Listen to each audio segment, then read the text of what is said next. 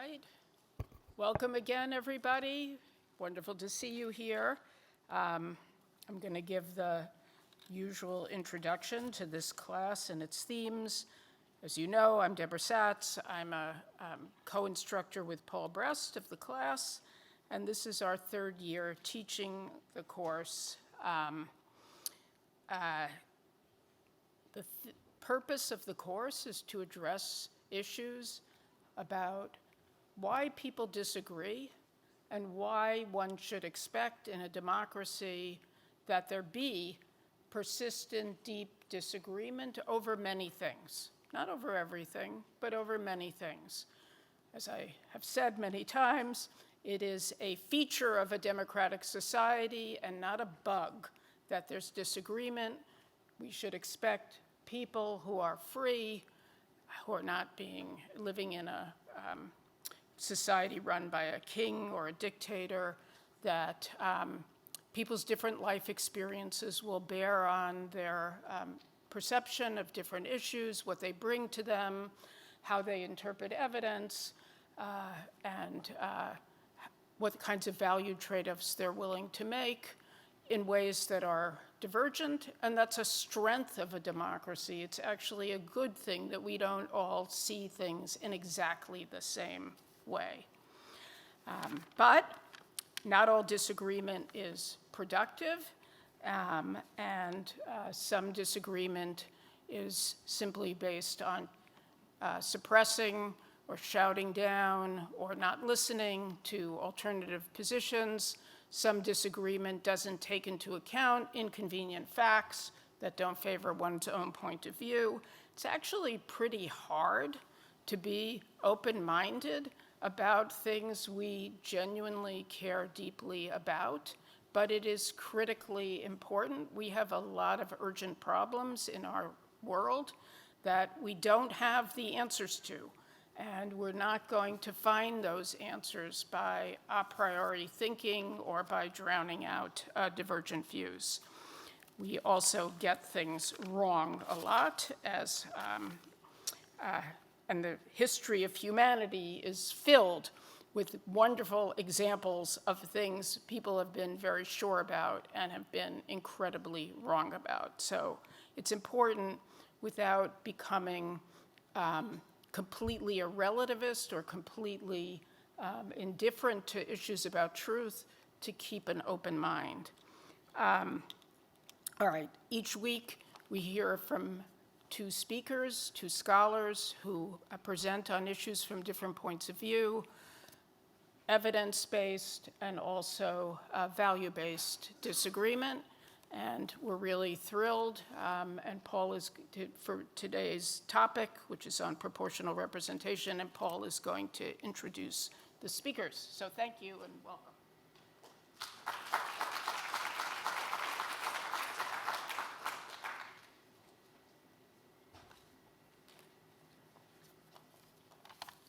So we have two experts on the topic today. Lee Drutman is a political scientist and a senior fellow at the New America Foundation. He has a BA from Brown and a PhD from the University of California at Berkeley.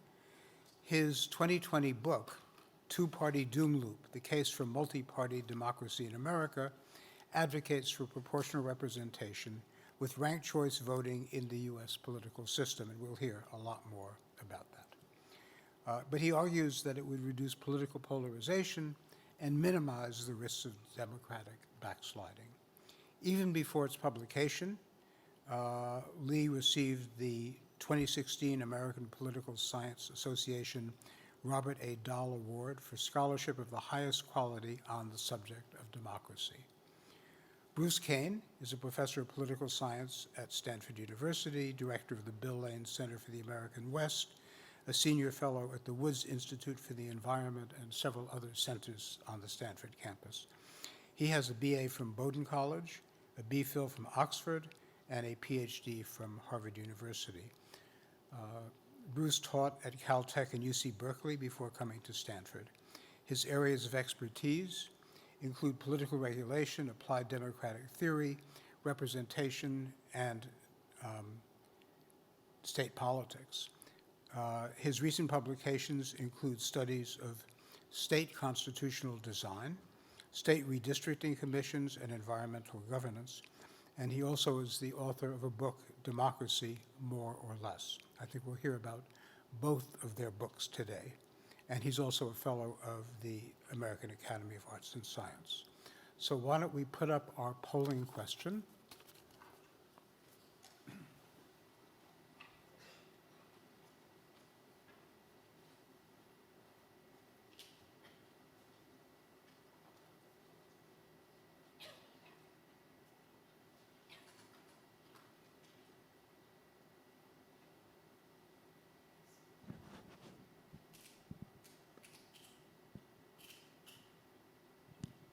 So the answer is, let's say, so 78% changes, but 72% yes, and 28% no.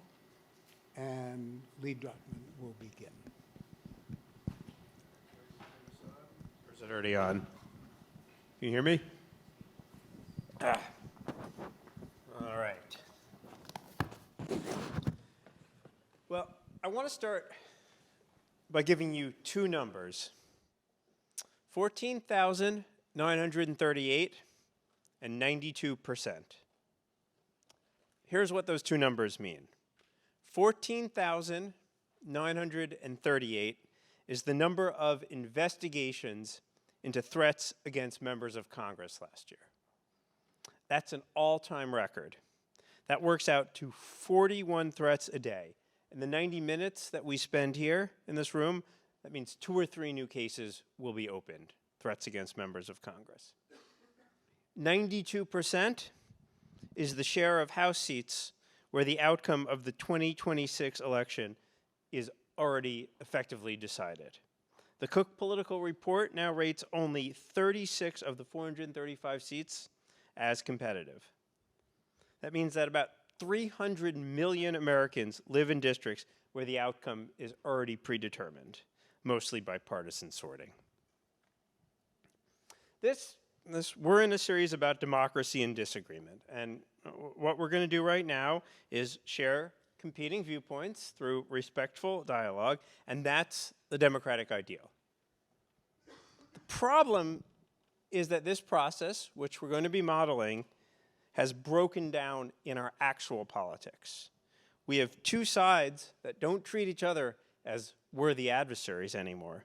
They treat each other as enemies. Now, democracy is a system in which parties can lose elections, where parties can disagree on policy, but agree on the rules. And right now, the rules themselves are breaking down. So, why is this happening here in the United States? Well, every advanced democracy is facing many of the same pressures: immigration, economic dislocation, cultural change and backlash. And most of them are handling these challenges without the existential toxicity that we have here. So why? Well, I'm the guy who wrote the book called Breaking the Two-Party Doom Loop: The Case for Multi-Party Democracy in America. So guess where I stand. But hear me out. My basic argument is this: when you force all of the conflict in society through a system that permits only two parties, and those two parties are fully sorted, you get escalating hyper-partisan destruction. So let me state my argument cleanly. We have a party system problem, and a party system problem requires a party system solution. Now, under certain circumstances, a two-party system can work just fine. And for much of the 20th century here in the US, it worked well enough, though I think it's important to understand that we really had something more like a four-party system. There were liberal Republicans and conservative Democrats alongside conservative Republicans and liberal Democrats, and many local variations even within those two factions. Two parties with multiple overlapping factions created resilience, multidimensionality, plenty of room for compromise. And sometimes when frustration with those parties boiled over, third parties emerged to channel it. And then the energy would get absorbed back into the two major parties. And that internal diversity, plus the occasional third-party safety valve, that's what made the cross-cutting alliances possible. And that's what made compromise work. That era is now over. Starting in the 1970s, the parties began sorting into two non-overlapping camps as politics nationalized. And by 2010, the sorting was complete. And that's when the current doom loop of escalating hyper-partisanship kicked in. Politics flattened to a single dimension of conflict, a one-dimensional us versus them. And then the logic of elections became zero-sum, existential. If my side loses, the other side gets total control. And that is the worst thing imaginable. And so the rational response becomes fight harder, demonize the opponent, treat compromise as betrayal. Do whatever you can to win, whatever it takes. Winning becomes everything. And that's dangerous. The gerrymandering wars that we've been witnessing are the doom loop in perfect miniature. Now, here in California, right, you just decided to play redistricting hardball.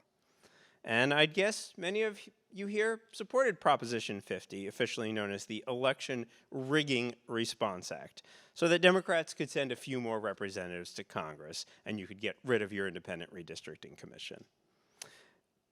Maybe you voted for it, but with reservations. Maybe you felt you had to because of what Republicans had done in Texas. Well, folks, that's the doom loop.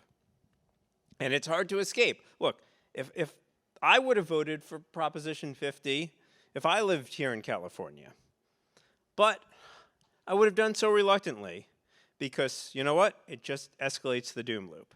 And in states all over the country, red and blue, they're redrawing maps to make more seats safe for their side. And at a certain point, you begin to wonder, why even bother holding elections?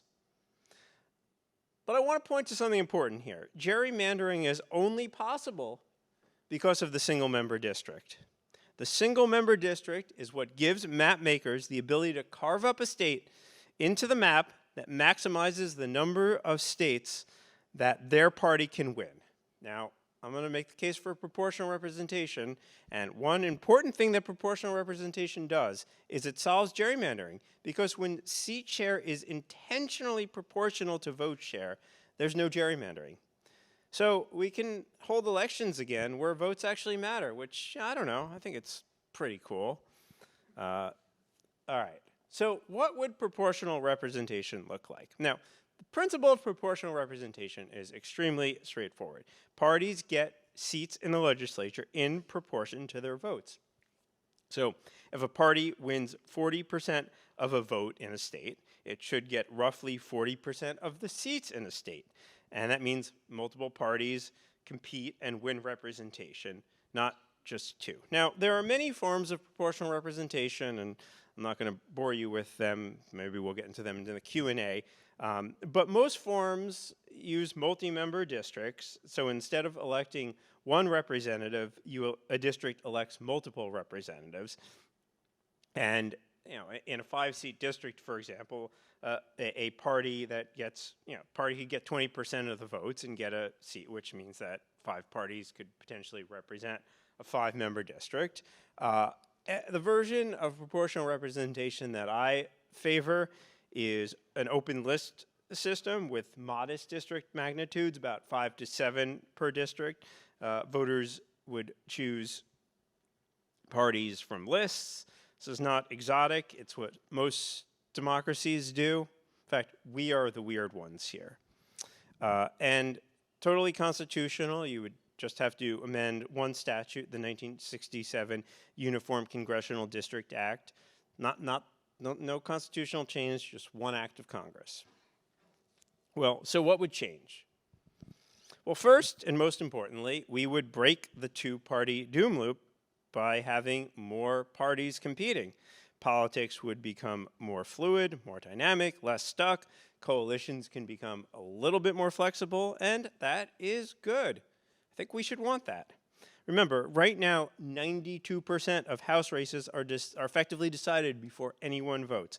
Under proportional representation, every seat is competitive. Every vote counts towards seat allocation.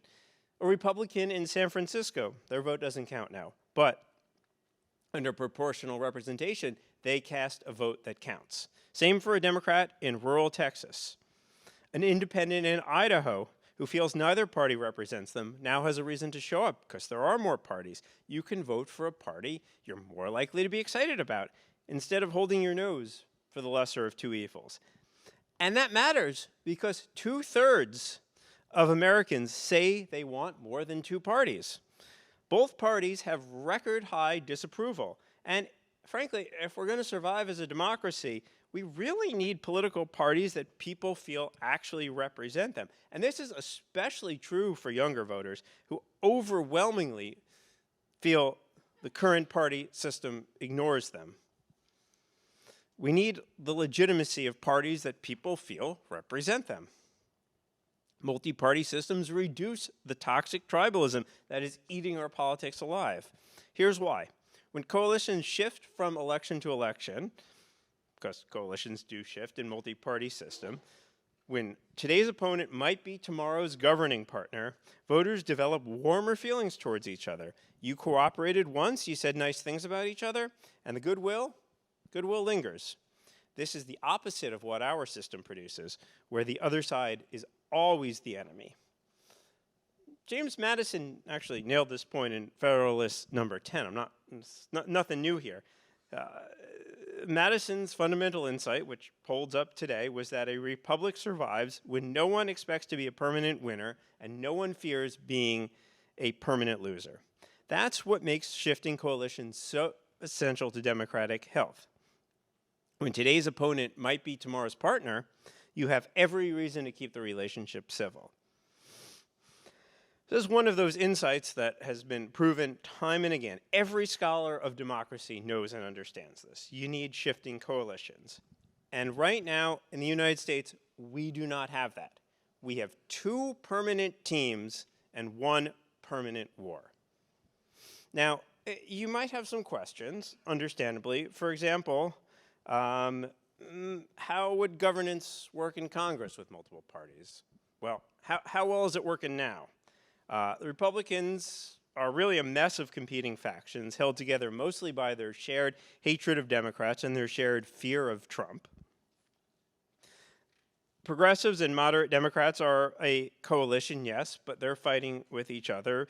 They're united in their opposition to Republicans. Under proportional representation, the coalitions become more visible. They're out in the open, they can shift, and they're not fought out in low turnout primaries. Under proportional representation, it would be quite likely that we would see a center-right party in the United States, perhaps fiscally conservative, socially moderate, kind of Republicans who used to be all over New England, used to govern Massachusetts and Maryland, think Charlie Baker or Larry Hogan. Under PR, they'd have a home, they'd have a party. They don't have one now. And frankly, that single development would be profoundly important to our politics. We need a vibrant center-right that we don't have now. Now, some might raise the European far-right objection. They have proportional representation in a lot of European democracies. And there's extremist parties that have some power. There are some seats. What about the AfD in Germany? What about Geert Wilders' party in the Netherlands or the Sweden Democrats? Doesn't proportional representation give them a foothold? Well, yes, it does. PR does give extremist parties seats, and I won't pretend otherwise. You do get anti-immigrant parties in these parliaments, but here's what happens next, and this is the really important thing. In a multi-party system, mainstream parties can form governing coalitions that exclude the extremists. They can build a wall, a cordon sanitaire. The AfD, they have seats in the German parliament, the Bundestag, but they are not in government because the Christian Democrats have other parties to form a coalition with. Now, compare that to what we have here in the US. An extremist movement didn't win a few seats on the margins in America. It captured one of our two major parties. That's a problem.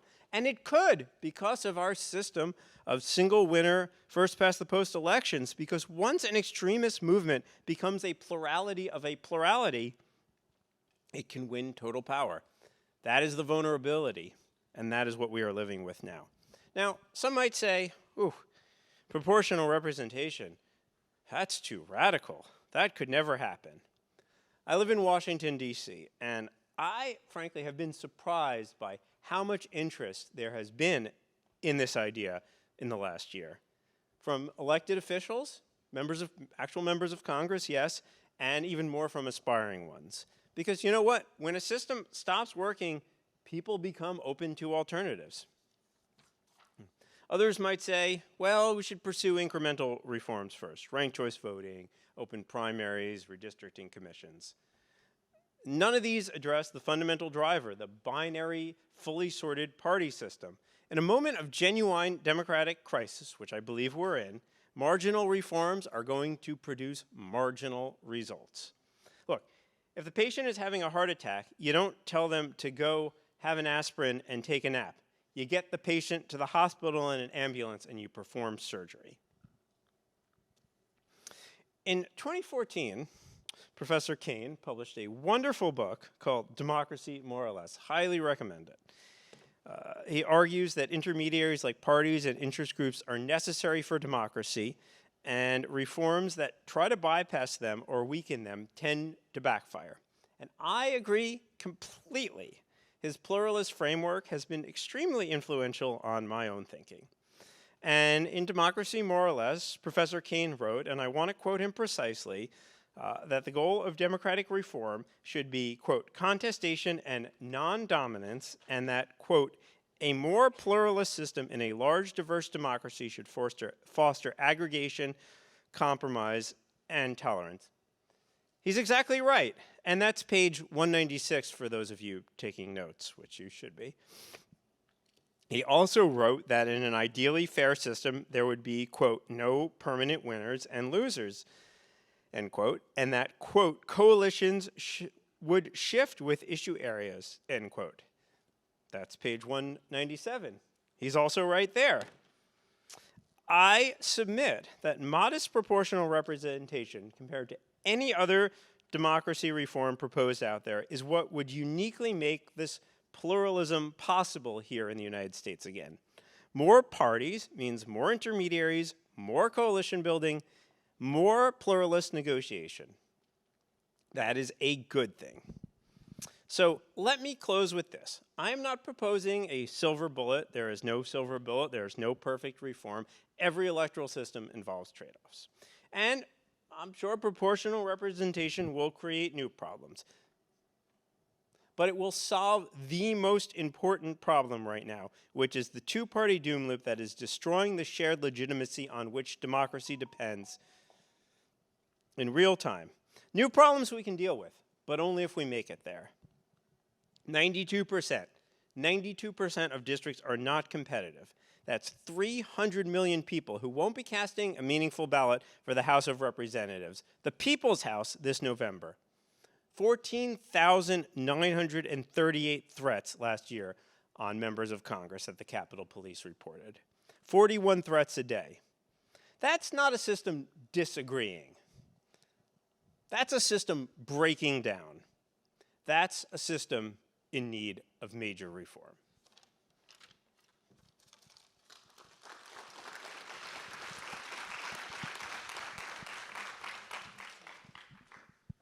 Okay. Well, thank you, Lee. Lee and I go back about 25 years, so I also read a couple things that Lee has written about this. And he's had a very successful career as a political scientist in influencing what we call in political science the reform community, i.e. people that have devoted their careers to thinking about how to make the political system better. And proportional representation has been on the topic of the reform community before, even as recently as the 80s and 90s, when, as Lee properly points out, we were looking for ways to do racial representation better without drawing lines explicitly on, in terms of racial, census blocks and tracts. And so we were looking at forms of proportional representation called the cumulative vote or the limited vote, which are also called semi-proportional systems, which would make sure that a minority community would get representation by not allowing the majority to win all of the seats in the multi-member district. And that's a less drastic form of PR than the one he's proposing today. I'm not going to argue against that because I think there are uses for proportional representation in targeted situations that we ought to keep an open mind to. But what I am going to argue against is exactly what he proposed today and which he's done in various writings, which is using the House, or rather applying a very general form of proportional representation with multi-member districts that have 5 representatives in it. And when we say district magnitude, we say that there are 5 people being elected in a district, okay? So don't get thrown off by the term. And so basically what I'm going to say is, first of all, I'm opposed totally, Lee.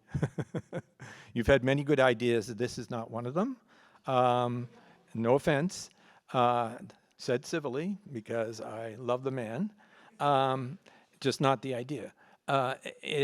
Widespread adoption of this is essentially a very limited attempt to try to get the kind of aggregation that both he and I believe in, but it's going to make another problem, which is, I think, much more pressing right now, which is the autocratic drift that we're seeing in this country right now and the rule of law challenges that we have, okay?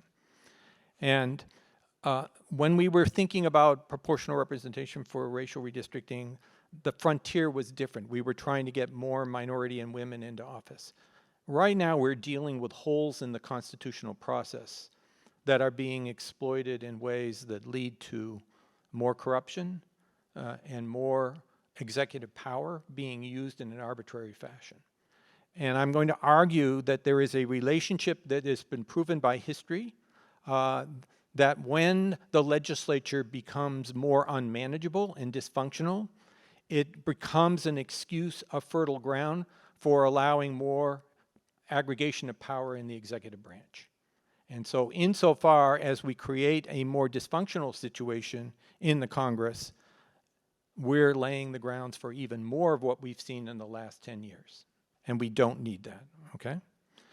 I will also add, this is a preview, that the kind of representation he's talking about will no doubt, it may lead to some center-left and center-right parties, or maybe the two come together, but it almost certainly, with probability 1, will lead to a MAGA party and perpetuate Donald Trump's influence for as long as he continues to live. He will continue to grift with that. He will continue to try to influence politics with that. Because his faction will not, if you've noticed, his popularity never drops down below 30, because that's the MAGA base out in America. That's not going to go away. They're going to want a party, and that under the 3 to 5, the 5 to 7 magnitude he's talking about, they are going to be able to win seats. And when you have that leverage, you can wreak a lot of havoc in the legislature that will be created by proportional representation, okay? So let me start with the whole problem of the magnitude of 5 seats, okay? You have a slight problem that way, and that is that under the current system, we now have 6 states that only have 1 member of Congress. 6 states. So to create a magnitude 5, we've got to add seats to these states. And guess what these states are? South Dakota, Wyoming, North Dakota. Do you think they like California? I don't think so. Do you think they're going to vote for Gavin Newsom? I don't think so. Do you think they might like Donald Trump? Probably. Okay? So, number one, you're going to have to give these small states 4 additional seats at a minimum to get them up so that you can run this proportional representation system, okay? Now, you got 2 competing proportional principles that are in operation here. So you may remember the term apportionment. So apportionment is that we try to make the representation in each one of the states as equal as possible. And we use a proportional a proportional formula that was developed by Harvard mathematicians, okay? So we already do proportional representation by population. What he's talking about is proportional representation by party representation, okay? And so you've got two principles that you're going to meld together. The proportional representation system is typically inside a parliamentary system with a fused executive legislative branch, meaning you don't independently elect the president. There are some examples, like France and other places, where we've kept, or they have kept, an independent president, but have multi-member districts or proportional systems. So it's not unheard of. And the EU had to worry exactly about how to do that, okay? So what the EU has is they brought together a lot of different states like what we have, and they wanted to form a European Parliament. And in order to find a European Parliament, they had to have an agreement between the big states like Germany and France and the smaller states like Cyprus or Luxembourg, et cetera, right?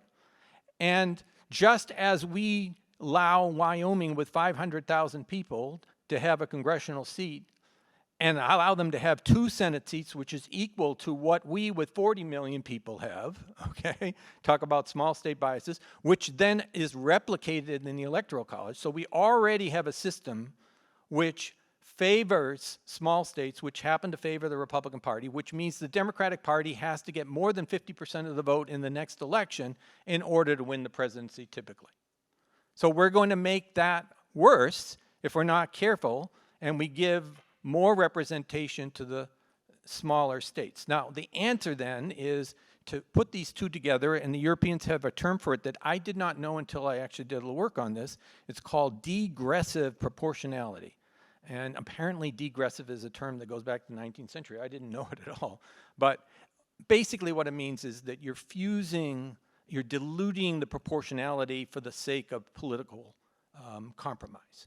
And so you're compromising somewhat in the EU system by allowing the larger states to have more delegates, but per capita, you're allowing the small states to have better representation per capita, okay?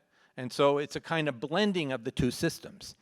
And the problem with that is, in order to make this work with 5 to 7 seats, you're going to have to expand the other states. You can't just, unless you want to increase the small state bias, you're going to have to put everybody's representation up, okay?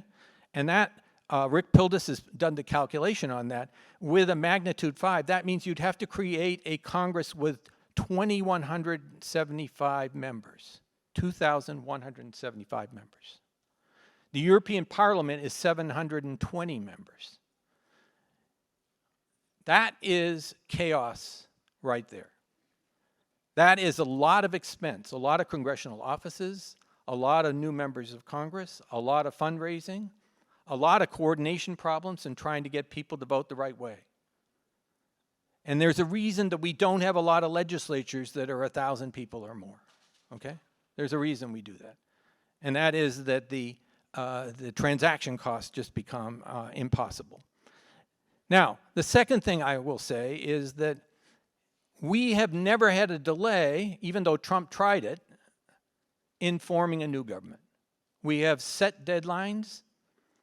Once the vote is certified, we know when the inauguration is, and we never go into months before we have a government. That is not the case with proportional representation systems because, as he said, yes, there's a lot of negotiation that has to happen between the coalition partners. So what can happen is exactly what happened in the Fourth Republic of France, which is you get there's a lot of time that's spent negotiating between the partners before you can even get a government settled, and then every time they break apart, you have to have new negotiations. So that chaos in the Fourth Republic led to the Fifth Republic, which led to the kind of Gaullist system they have where the prime minister or the president of prime minister have much more power than we have in the United States with being able to do things by edict. Now we're catching up very fast because of executive orders and the way they've been used by both political parties, and that's part of the autocratic drift. It's not simply a Republican thing, it was a Democratic thing as well. We were frustrated. Think of Obama, frustrated when he came in, wanted to do climate change, couldn't get a bill through the Congress. So what did he do? He tried to use existing legislation to do the Clean Power Plan, okay? We all liked that in California. We thought that was a great idea. But that was a fairly broad interpretation of existing law, and we were in favor of it because it didn't require congressional approval. Now the Republicans are doing it in exactly the opposite way. Yes, there's the doom loop, and that's the doom loop, not the one he's describing.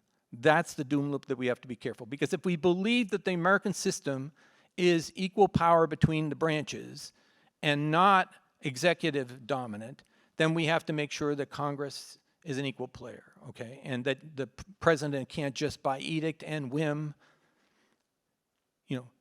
enact laws on his own, okay?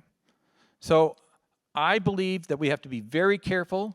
If you think about the average for a government coalition together is 32 days. So imagine 32 days, the president's been elected, he's got a jump start on all those executive actions. Think of all the executive actions and orders that he did in the first couple weeks. Boom, hits you with all that. By the time the Congress finally gets its rules made, and if, by the way, if we have 1,000 or 2,000 members, God knows how long that would take, okay? And we have 5 different parties. Good luck with that. All right, so does it happen often that it goes more than 32 days? You bet. Belgium went 541 days in 2010. Germany went 161 days in 2017. So this is a real problem. People don't come together very easily, and when you have a very, very large legislature like that, it makes it almost impossible. The last couple points I'll just make very quickly because I think they're fodder for discussion. Okay, first of all, polarization, and he even admits it because Lee's a thoughtful scholar, has much deeper roots than the rules. We cooperated with the current rules and didn't have this level of polarization. Polarization occurred because of social, political, and even, if you like, technological change, okay? We allowed inequality grow. We allowed racial tensions to fester. We have created a situation where there's a lot of social sorting, that is, people are moving into homogeneous areas and not living in heterogeneous conditions. There's party sorting. As Lee pointed out, the moderates in both parties, we cannibalized the moderate Republicans. Democrats cannibalized the moderate Republicans because they're easier to defeat, and vice versa, the Republicans cannibalized the conservative Democrats, and so we created much more homogeneous parties. Okay, a lot of that stuff is going to happen in a proportional representation system too, okay? So these deeper problems are not going to go away just because you've changed the rules in one of the houses of Congress. You don't change the Senate and you don't change the presidency, okay? Just not going to happen.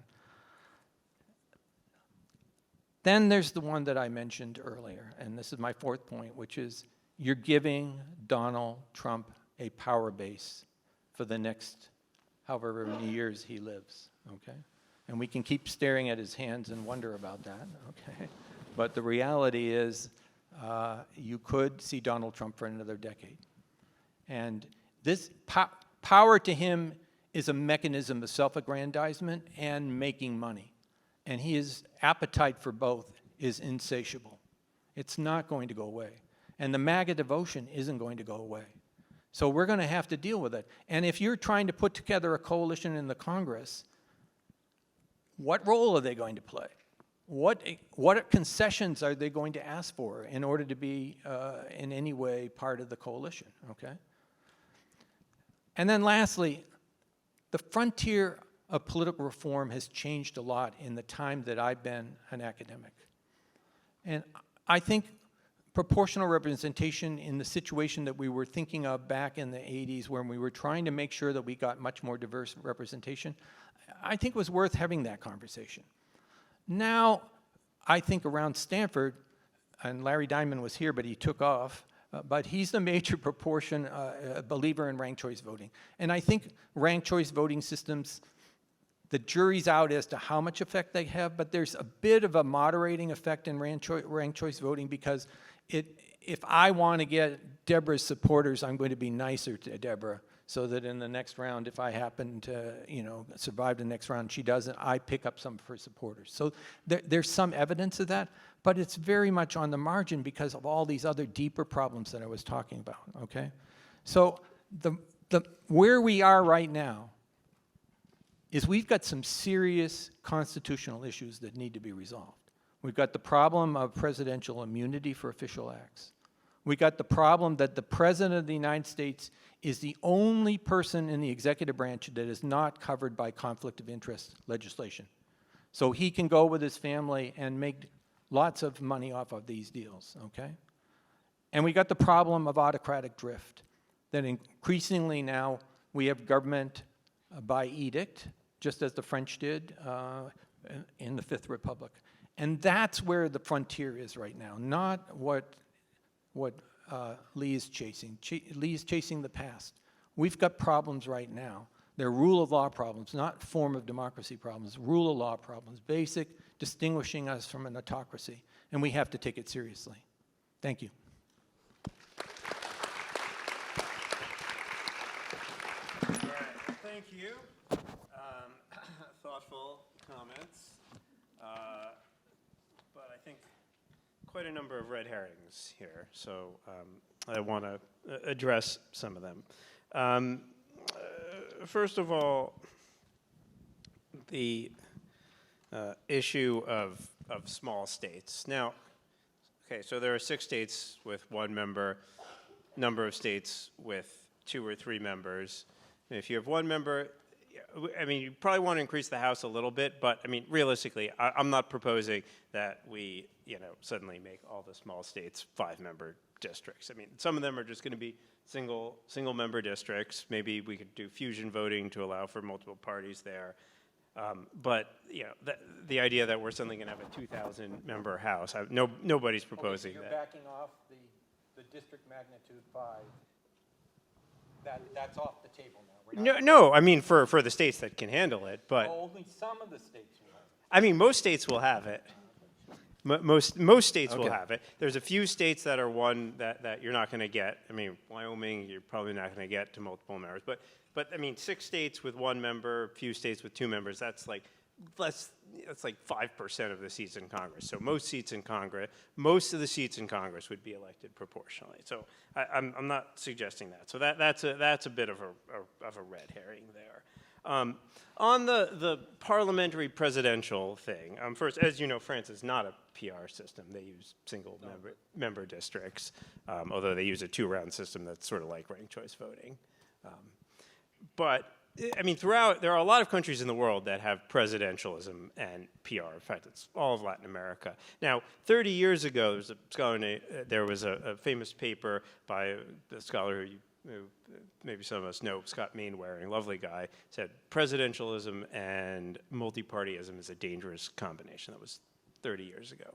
Now, over the last 30 years, the consensus view on presidentialism and PR has shifted. In fact, Scott Mainwaring and I wrote a paper 2 years ago in which Scott updated his views and said, actually, the combination is pretty good, and the combination that we have here in the United States with first past the post and presidentialism, that is the most dangerous combination because that's winner-take-all presidentialism and winner-take-all elections. It's a combination that the U.S. shares with not many countries, Liberia, Ghana, Sierra Leone. Those are the only other countries that have the same combination, first past the post for Congress, winner and presidentialism. Now, you talk about the danger of a weak Congress, more executive power, like it's some thing that might happen. It's a danger we should be worried about. It's been the last 20 years of American politics under our current system of first past the post, 2-party system. Now, and there's a reason for that, why the weak Congress has occurred under this system is because when you get these polarized parties, as we have under first past the post with the two-party system, you get either one of two situations. Either you have a party in Congress, unified government, Congress is controlled by the party of the president, which is what we've had, for the first year of Donald Trump's presidency, in which case, then it's all power to the president. We're not going to challenge the president. Or you have the divided government, in which case it's total gridlock. All Congress is doing is trying to hold hearings on the president. The president says, well, screw you, I'm just going to do a bunch of executive orders. Now, I became interested in proportional representation because before this, I was advocating for this. I wanted Congress to be stronger because I thought Congress is really important. And what I saw in Congress was declining capacity, more centralization of leadership as a function of partisan polarization. And I thought, well, maybe if Congress wasn't so centralized, wasn't so top-down, was more coalitional, that would strengthen Congress. I mean, if you look at Congress standing up to the Nixon presidency and the Watergate hearings, that was cross-partisan. That was in an era in which the parties were overlapping. Now you have the dysfunctional situation that Professor Kane warns about. That is the reality that we have right now.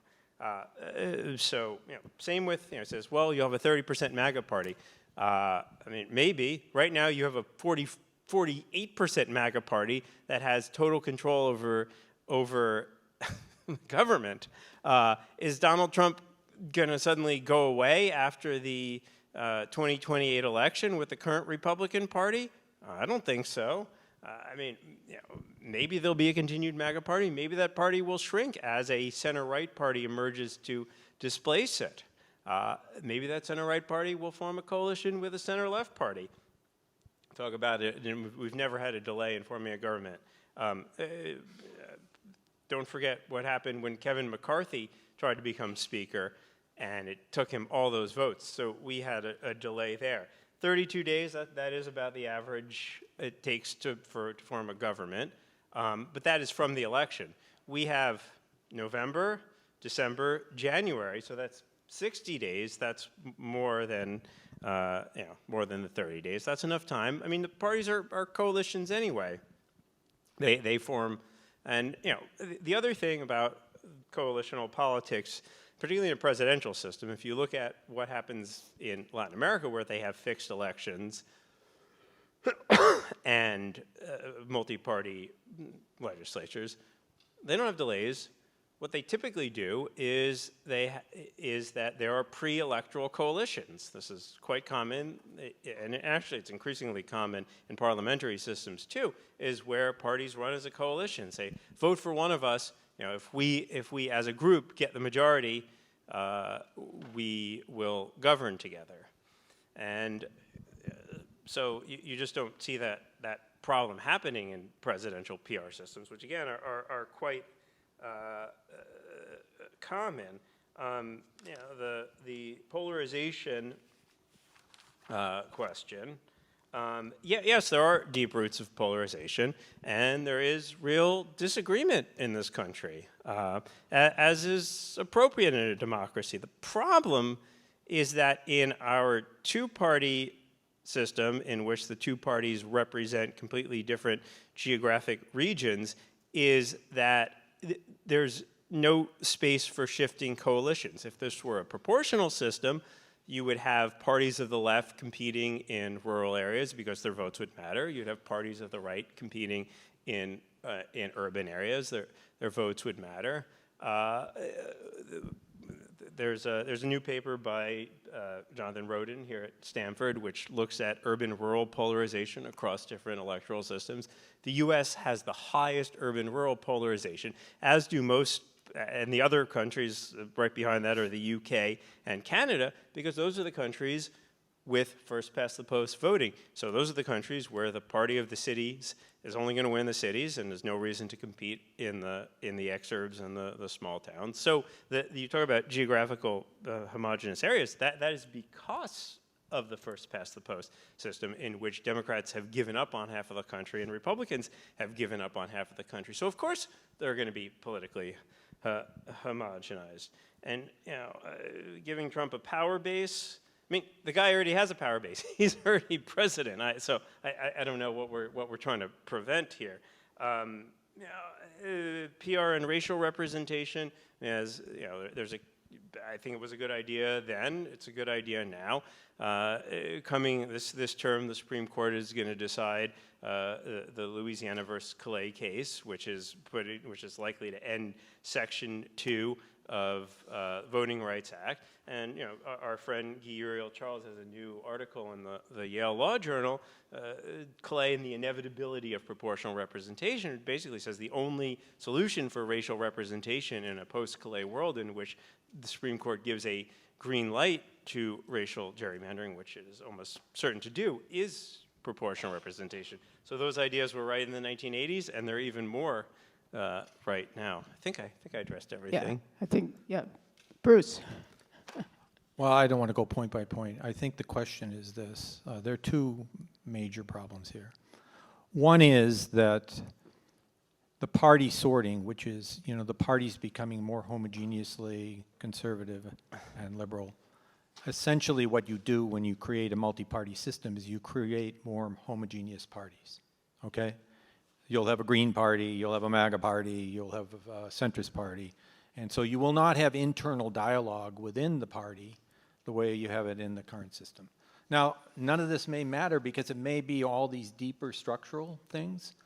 I mean, the problem for Lee is he can't really make the case that this is going to make a big difference in terms of improving governance. He just can't.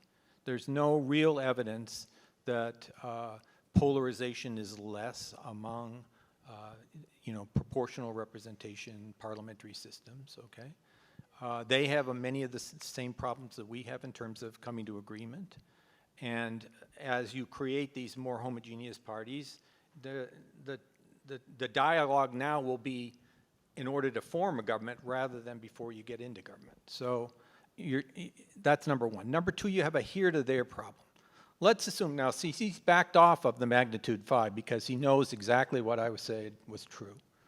That if we went magnitude 5, we would be having 1,000 to 2,000 people in the legislature. So he's got to back off of that, and I appreciate that. That shows common sense, okay? However, it gets to the other side of the coin, which is if you don't have magnitude 5, then Wyoming will never have proportional representation. That's okay. You're selling out Wyoming and all the right, 6 that's states. one vote. They can have fusion voting. No, there's 6 states there, okay? And so you're selling them all out. And then you're selling out, to some degree, all these other states that have 2 or 3 or 4. You're selling those guys out too. You can do 3-member districts. Okay, well, we're selling them out too. So we're now up to 21 that have been sold out. So we're almost at half, okay? So then we come to California and say, hey, California, these guys don't have to do any of this, but you're going to adopt PR. Okay, so if we adopt PR in California, do you think the Democratic Party will be the beneficiary of this? Or do you think it's possible that when you do proportional representation, you'll be giving more votes to minor parties and to the Republican Party? And so you're unilaterally disarming. You're unilaterally disarming. You'll have one system on one, you'll have a bunch of states on one rule, and you'll have another set of states like this. And we had the same problem with the Electoral College. It'd be great to get rid of the Electoral College, and but if you disarm unilaterally, then the other side will take advantage of you. So it can't be that way. It can't be one set of rules for a few states and a different set of rules for the other states, unless the states want to do it to themselves. And there's no reason for the Democratic Party to give up the offsetting. You yourself said you would have voted for Prop 15. You understand what's at stake, okay? Nobody was happy about getting rid of the system. By the way, we didn't get rid of it permanently. We're going to put it back. So don't worry about that. We will get the independent commission back. Okay, sure. So look, again, what we've taken is a good idea that's been used in the past and trying to squeeze it into a solution for a really serious problem that's facing us right now, which is not just the polarization, but the rule of law degradation. Some of the solutions are going to require completely different thinking. If we want to get rid of the conflict of interest problem, we don't need PR to do that. Elizabeth Warren had a bill in 2017 that would have taken care of it. We need to pass that thing and dare the Republicans not to vote for it, okay? And if we're talking about the autocratic drift, then both of the parties have to be reined in, and they probably will be by the courts, and reined in by their own understanding that if you go ahead and do these kinds of things, you're not going to have the kind of climate policy you need. If we're going to decarbonize, we can't go up and down and up and down and up and down. There won't be the investments. There won't be the certainty of investment. There has to be a consensus. There has to be, less of that variation. And so, it's going to take a while, but the democracy is going to have to learn that, okay? So I understand both of us believe that what's really important is negotiation, but the proportional representation system that he's proposing for a variety of ways isn't going to do that. So let me, I have a question for each of you. So Lee, I want to start with you. Something you said in passing, but you didn't elaborate on, is we have had a two-party system for a long time, and we didn't have the kind of doom loop that you're seeing. So the idea that the party system is the cause of the doom loop can't be right by itself. It has to be under certain circumstances. So I wonder if you could say more about what you think the circumstances are that, the problems of polarization, the problems of, they weren't as great. Sure, absolutely, right. I mean, we have had Democrats and Republicans going back to the 1860s and Democrats going back to the 1830s. Now, we also did have a civil war at one point, but for much of the 20th century, the two-party system worked reasonably well. Now, there were particular reasons for that. One, local politics was much more important than national politics. Two, a lot of the polarizing social issues were just not national issues. And, three, we had a multi-party system within the two-party system. There were liberal Republicans and conservative Democrats. But problem is, we're not going back to that time because that was in the past. It's really hard to reverse the nationalization of politics. It's really hard to take all of these issues that have made politics so nationalized, so polarized, out of politics. So to me, this is a story of political development. You can't go backwards in time. Now, the values that made that system work, again, multiple overlapping coalitions, are really important. I don't know how you get those values without changing the electoral system. You can say that proportional representation is not the answer, but then what is the answer? I don't see the system self-correcting without an intervention. And also, I just want to say one other thing. Professor Kane makes it seem like you can either do conflict of interest or proportional representation, but you can't do both. I don't know why you can't do both. In fact, I think you absolutely can do both, and I think they can work together. I don't understand why it has to be either or. I'm just urging you to do both. Okay, well, let's do both then. That's a good resolution. I mean, I certainly agree that there's a lot of reforms, ethics reforms that need to be put in place. I would not deny that. I'm not suggesting it's a substitute. So Bruce, I wanted to ask you, are there, so you mentioned ranked choice voting as a possibility. There are other, there are a lot of reforms that people talk about, as you said. The reform movement is very creative. One other reform is getting rid of primary, single-party primaries, which people actually think might do a lot to make the those who are elected more moderate or more, less, because a very small number of people vote in primaries. So I wonder how you compare the different options. So California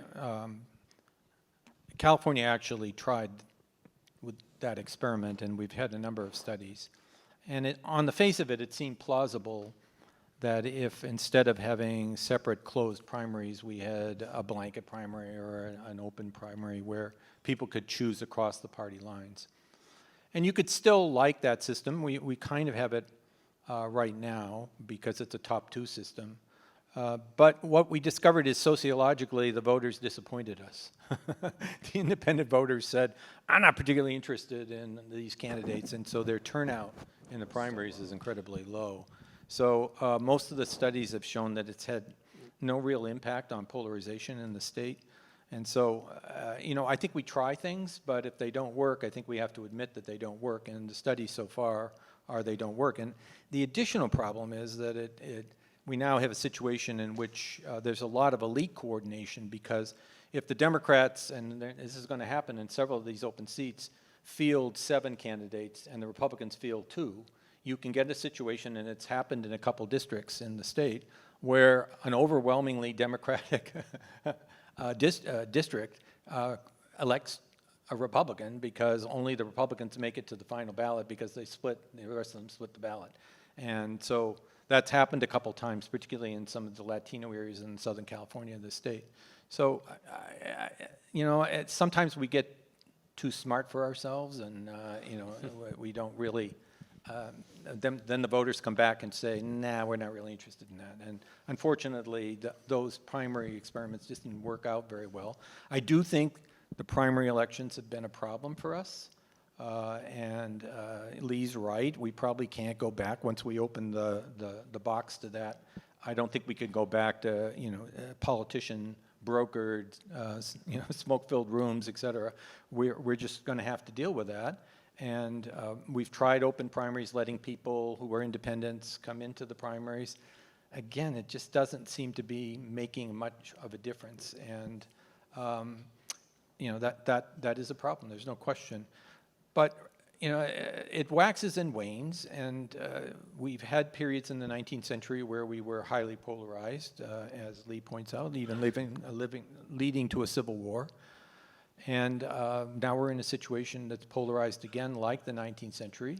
Interestingly enough, a period of high immigration, a period of high inequality, a lot of the same things. A press that was highly partisan in those times. It was a print press that was highly partisan. Now we have a social media that's highly partisan.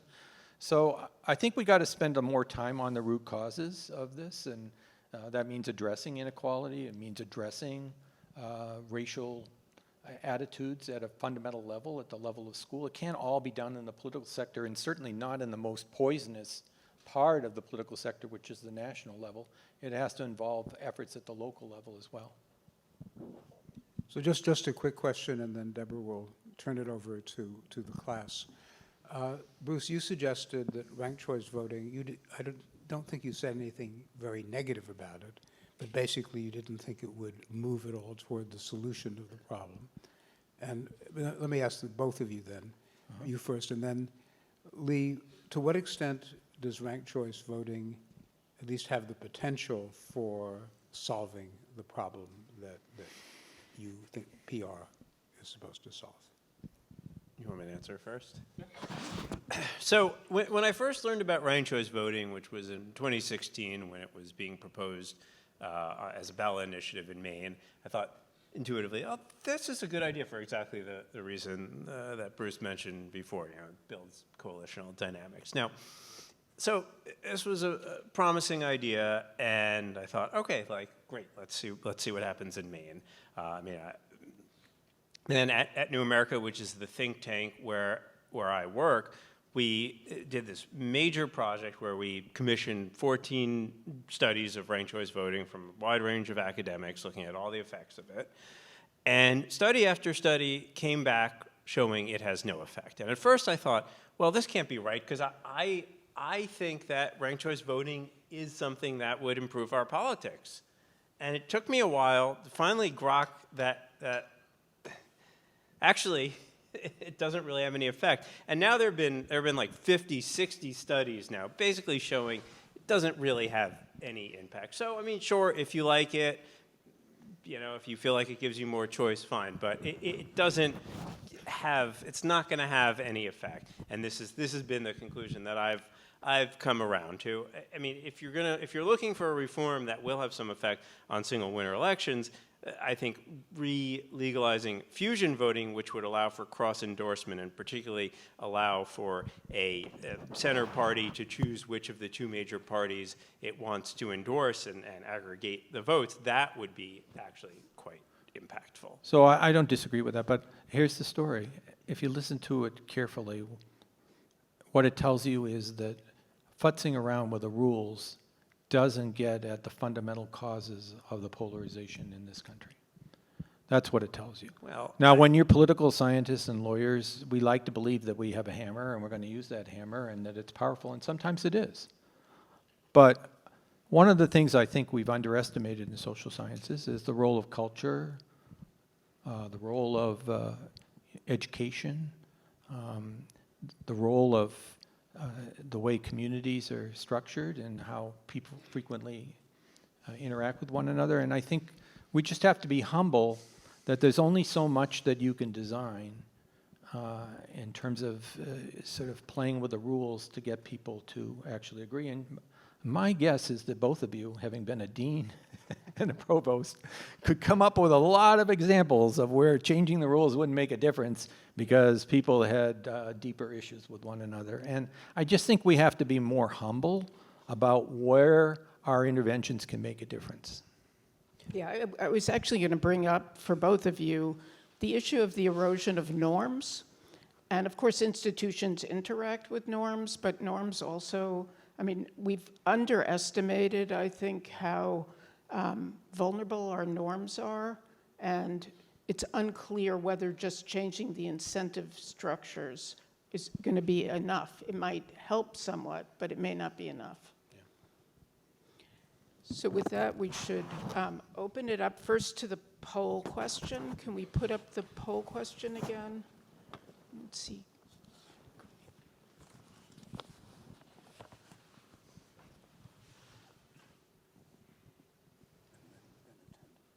Oh, yeah, I'll do that after. Let's switch to bed.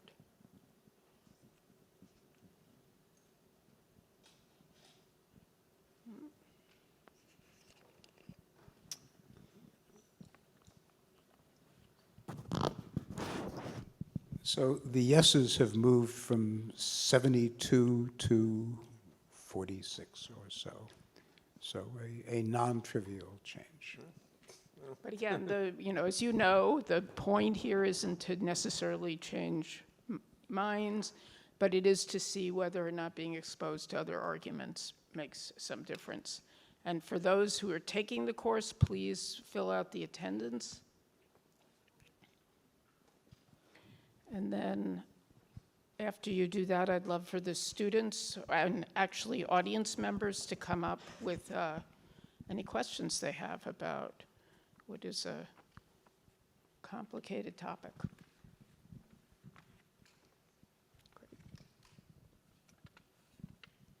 So, Professor Drovin, I wanted to know, when you have multi-member districts, typically you're going to be voting for parties or ultimately voting for parties in the end.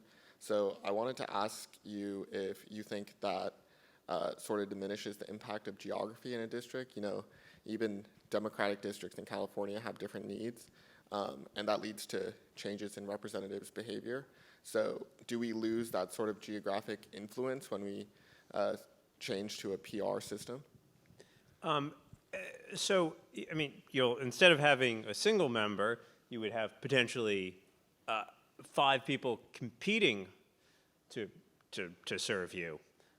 So, to the extent that there are different geographical concerns in different parts of the state, I think you would be able to find somebody who would care about those concerns. Now, I mean, right now under single member districts, you have 1 representative per district, and if you get somebody who cares about your local concerns, great.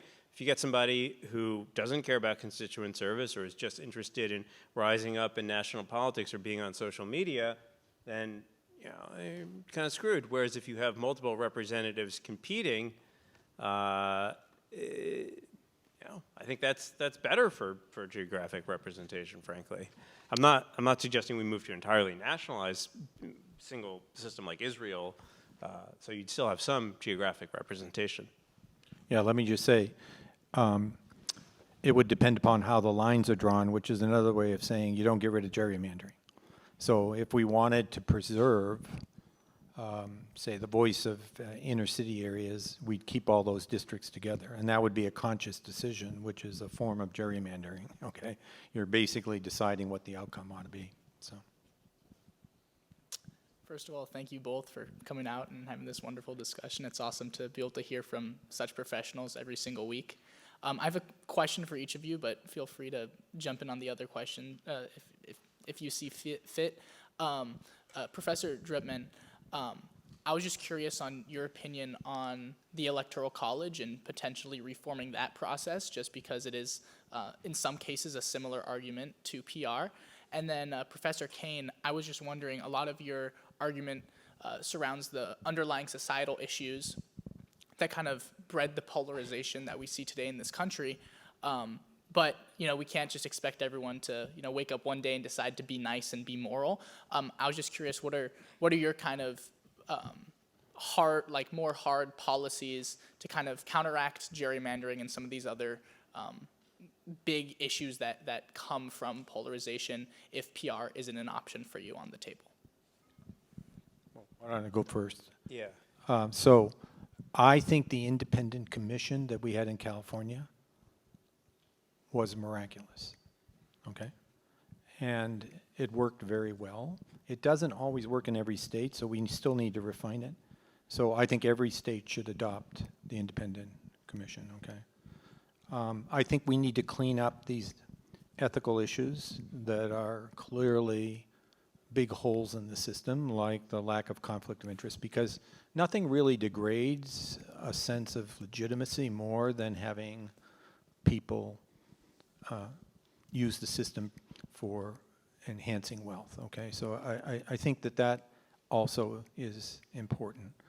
So I think there are steps that we can take, but the long-term change that maybe Deborah and I are talking about isn't going to happen overnight, you're right.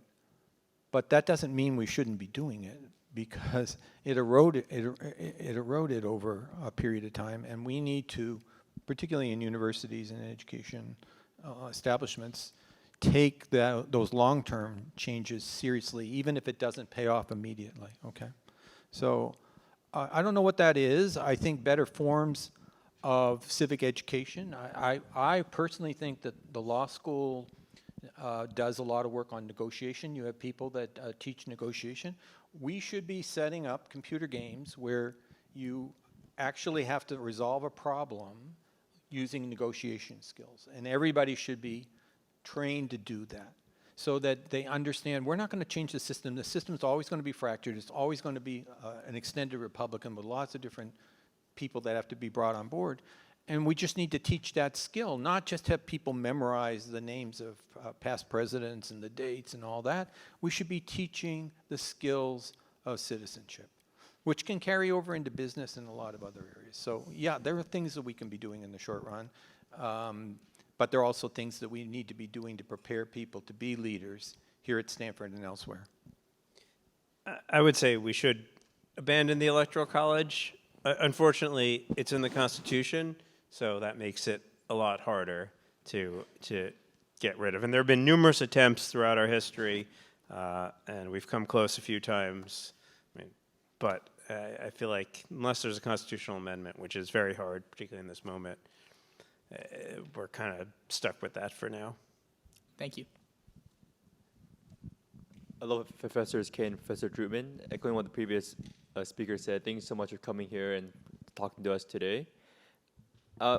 Wanted to mention that I really appreciated your point, Professor, I guess both of you, that as academics and policymakers and students, we need to be humble about what we can do through policy change and address the underlying sociological issues that lead to this polarization.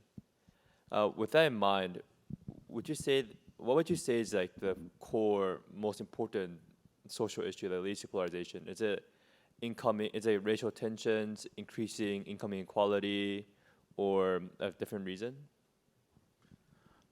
Well, that's a tough question because I think they both are mattering right now. And so I'm not sure that we can just do one. I think we have to look at both of them. And that's why I keep coming back to, you don't have to love people equally to get agreement. You just have to respect them as participants in society and figure out how to develop a consensus across people. And so, yeah, it would be better if everybody had more equal resources. I happen to think we've gone way too far in inequality, and I think we have to rein that in.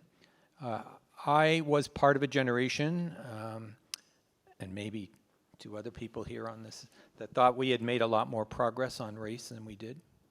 And I think that chastens you to believe that, okay, wait a minute, it's a little bit like some of these wildfires that we've seen in the state where the embers are burning and you don't realize it. And then the wind blows and all of a sudden the flame comes up. And that's kind of, I don't know what Deborah thinks about it, but I just think, I thought I didn't think we were post-racial. I was never so dumb to think that when Obama got elected there wasn't a racial reaction against it. But I don't think I completely appreciated how it was a problem in so many parts of the country, and the two conflate with one another because people in any society, whether it's a democracy or an autocracy, if they're downwardly mobile, they're not going to be happy. Okay, downward mobility makes people very, very angry. And we've seen it in the past. We've seen it in the 30s. We've seen it in recent years with the hollowing out of manufacturing. And I think a lot of that is, the interesting thing is Trump had some right ideas about trying to friendshore a lot more manufacturing and trying to get jobs for people, but Trump's just not capable of doing anything in moderation and with reason. So, but I think these things interweave, and I think we have to address these issues. But I also get back to the habits of citizenship. I think we could do a better job as an educational institution in taking that seriously and teaching people how to do that, because every society at every level depends on leaders. And not everybody wants to be a leader, and not everybody has the capacity to lead. And I do think that at Stanford there's a lot of potential for leadership that we just sort of assume people are going to get by doing internships rather than doing any kind of training. And I think we could do a better job of that. So inequality is a democracy killer. This is clear from a lot of cross-national evidence. It destroys the sense of shared fate. It makes people feel like the system is broken, and there is a very clear correlation across many democracies between high levels of economic inequality and political polarization. So, I agree that inequality is very bad. Thank you so much. Oh, sorry. Thank you. As I understand the proposal for proportional representation, it seems that only the House is up for debate. The Senate will have to remain as first past the post. But if the Senate remains as first past the post, most races will likely have to remain as two strong parties battling it out. So to what extent will the House be able to support multiple strong parties outside of the two that are regularly competing in the Senate? You're right that the House would remain single-member, the Senate would remain single-winner elections. Now, you could add fusion voting to the Senate to allow the smaller parties to have a play. I think we would still have a basic two-block system in the U.S. given the Senate, given presidential election. Most presidential PR systems tend towards two-block systems, but again, I think what you would see in the House would be some of the smaller parties that would add some of that crucial multidimensionality, some of that crucial play in the joint to allow the coalitions to be a little bit more fluid, allow for a little bit more multidimensionality. That is the pluralism that made our system thrive in an earlier era that we have lost under the current nationalized two-party system that we have. And I think proportional representation for the House is the best way to bring back some of that pluralism in the immediate future. Now, I don't disagree that there are obviously other forces, but politics is very important to how people, culture and politics are, endogenous to each other. Donald Trump is an incredibly influential cultural figure. And the political debate shapes the culture, and the culture shapes the politics back. So we can talk all we want about people need to have better civics, and I mean I'm not opposed to civic education, but I think that when people are participating in the political debate that is happening at a national level, and it's very hard to get out of that when so much of what we see, what we understand, what we read about, what we hear about is coming from the national political debate. Could you say a little bit more about, or both of you, about fusion parties and the fusion, because that was a strategy at one time, Yeah. and kind of got taken off, partly I think through some legal regulations. Yeah. But could you talk about what it is and what you think it might do? Yeah, I'd love to. So I did co-found an organization a few years ago called the Center for Ballot Freedom on the premise of actually re-legalizing fusion voting. And just this morning there were oral arguments in Kansas. So what is fusion voting? It is multiple endorsements. So it's legal in New York. So in New York, for example, you could have voted for Kamala Harris on the Working Families Party. Separate ballot line. The Working Families Party and the Democratic Party ballot line get totaled up, and that is the total. Now, the particular appeal to me of fusion voting in this moment is not that it gives you another left party, is that it creates an opportunity for a center, a non-MAGA Republican Party that could fuse with the Democratic Party. In fact, this is not theoretical. This is the case in Kansas. United Kansas is the center-right party that wants to have its own ballot line. There's also a case going forward in Wisconsin. There's United Wisconsin, similar center-right party that wants to be able to fuse with Democrats, not vote for Democrats, but to be able to fuse, have a distinct political identity. And I think that would allow a center party to kind of create a more center pull and just allow for more political voice and a little bit more pluralism. It's not as dramatic as proportional representation. Some might prefer it for that reason. I think it works well with proportional representation, but I think it's valuable on its own as well. Hi, I have almost just a clarification question around PR and its potential to resolve dysfunctionality in Congress. It seems like there's some debate between you about empirically how effective PR is about resolving that dysfunction. Can you all elaborate a little bit more on studies or causes and effects there? Well, I mean, at this point, it's purely a hypothetical question because we don't have it for the U.S. Congress. However, what we see in other countries is that parties form coalitions and they govern together and they trade off among policy and they sometimes give different committees to different parties. I mean, in some ways, all politics is fundamentally coalition politics, right? The question is whether the coalitions happen before the election and it's just the Democratic coalition, the Republican coalition, or whether you have 5 or 6 parties that then are going to form a coalition after the election. And political leaders are entrepreneurial. They want to lead. They want to govern.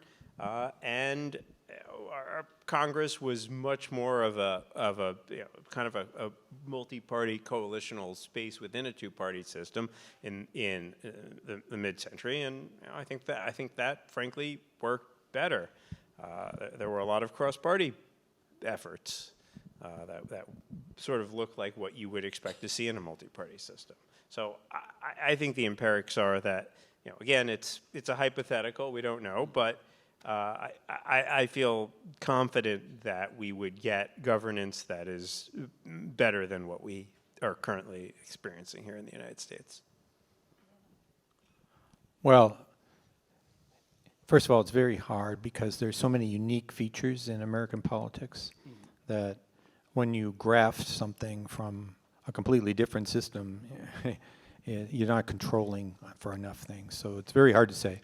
The best example really is the abandonment of the Fourth Republic under France, where they did proportional representation. They had constant instability of government, and they shifted to the system that Lee earlier described, which happens to have the feature that it gives a lot of power to the executive. So every system has pluses and minuses. I think the broad consensus is that it requires more negotiation, and there's higher probability of a coalition falling apart if it's the kind that we've seen in parliamentary democracies, whereas the Democratic and Republican Party don't fall apart. And there's no period at which the government it shuts down, but it doesn't actually not happen. So, look, but the point is, that, again, I keep coming back to there's only so much we can do with the rules to deal with the issue of polarization. And I don't have a problem with fusion parties if we want to try to on the edge to do that. But I just think the frontier right now has moved on to away from representation to how do we get people to negotiate across party lines, and how do we do that? And I don't think having more people at the table or more parties at the table is the way you do it, especially when they're going to be purer because of the fact that you've got now more of them and they don't have to coalesce internally. Well, but they have to coalesce across. After the election, yeah, but not during, but not before, and not as they start the negotiations. So, yeah. Thank you. Quick question. So both of you mentioned that ranked choice voting had like limited evidence and support, and also at the same time mentioned a need for being humble around the understanding of the cultural impacts of some of these policies. And do you think that these kinds of policies have cultural shifts that aren't well captured by some of the studies that you mentioned that led to this relatively, at least from my perception, authoritative position that they are going to have limited effect on the electoral body if people attend or they go to vote and they have a very different perception of that experience? How well can that experience be captured if it is not legislated? Well, I think it's hard in these studies. I'm not quite sure what it is that you're getting at.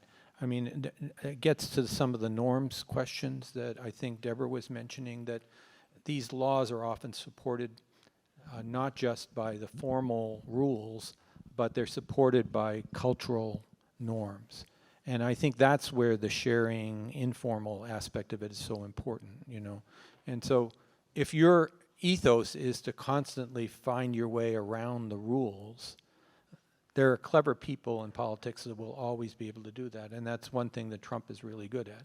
If you believe that, well, you really shouldn't be using office to, to enhance your wealth, then you're going to have, a sense of guilt about doing it. And if you don't have that sense of guilt, it's like if you're driving at night and there's nobody around to enforce, and you go through the red light, you'll probably get away with it, right? But if you really have some sense that that's a good rule and you feel guilty about it, that helps people obey the law.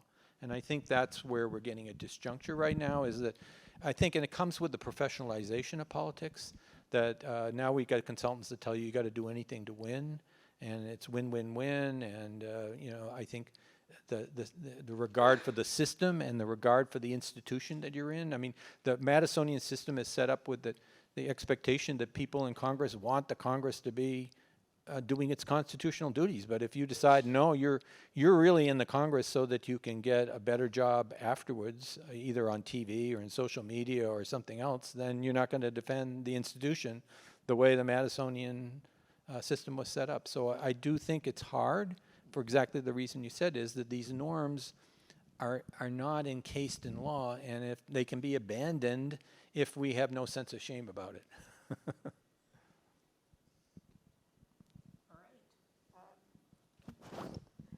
Please join me in thanking our speakers, and thank you for coming.